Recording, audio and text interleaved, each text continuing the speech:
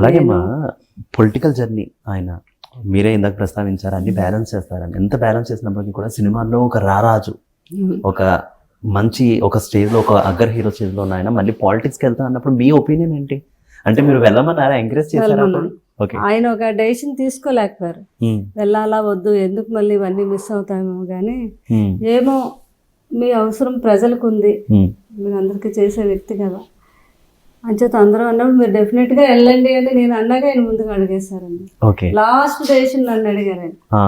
నేను ఏంటో డిసైడ్ చేసుకోలేకపోతున్నాను ఏంటి అంటే, అందుకే లాస్ట్ డెసిషన్ నేను అడుగుతున్నాను, నేనైతే 100% మీరు వెళ్ళండి, ఎందుకంటే మీ వల్ల అందరికీ ఎంతో ఉపయోగం ఉంటుంది, మీరు వెళ్ళాలి అని చెప్పాను నేను.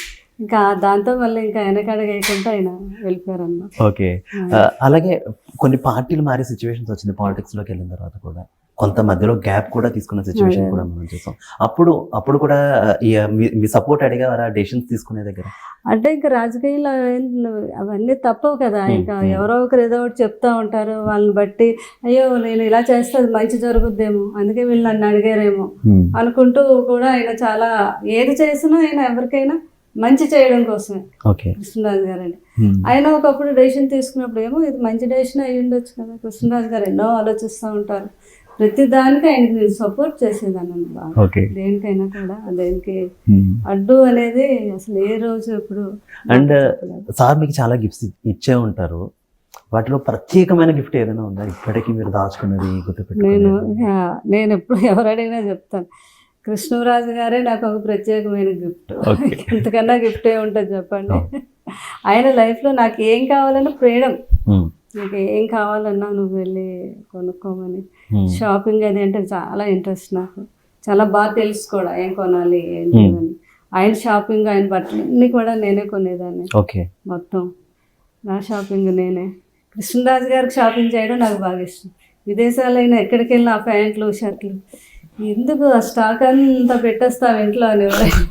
ఆయన బర్త్డే వస్తుందంటే 10 days, అంటే ఒక్కరోజు మీ అందరూ వచ్చి ఒక్కొక్క రోజు 4 ఇంటర్వ్యూలు 5 ఇంటర్వ్యూలు పెట్టేవారు. 5 ఇంటర్వ్యూలకి ఒక గంటకు ఒక ఇంటర్వ్యూకి ఒక షర్ట్ మార్చవలసింది ఆయన. ట్రబుల్ స్టార్ అంటే లక్షల వేల మంది చూస్తారు ఆయన, అలా ఉండాలి, అదే నా కోరిక అనమాట. అందరూ అబ్బా తర్వాత ఫోన్ చేసేవారు, ఫలానా ఇంటర్వ్యూలో ఆ షర్ట్ బాగుంది, ఈ షర్ట్ బాగుంది అంటే. ఆయన డ్రెస్సింగ్ అంటే అంత ఇష్టం, అస్సలు చెరిగిపోయినా వేసుకుండేవారేమో, చిన్న పెసరు నలిగితే వేసుకుండేవారు కాదు అంత. అప్పుడు సినిమాల్లో కూడా చెప్పేవారు, అప్పటి నుంచి ఆయన ఫ్యాషన్ బాగా. ఆ టైంలో కూడా షర్ట్లు ఈ కాలర్ ఏమో వెనక్కి మడవటం, ఇది ఇక్కడి నుంచి హ్యాండ్ ఇలా మడవటం, అన్ని కొన్ని అంతా ఆయన కాస్ట్యూమ్స్ ఆయన డిజైన్ చేసుకుండేవారు, అంత ఫ్యాషన్ ఆయనకి.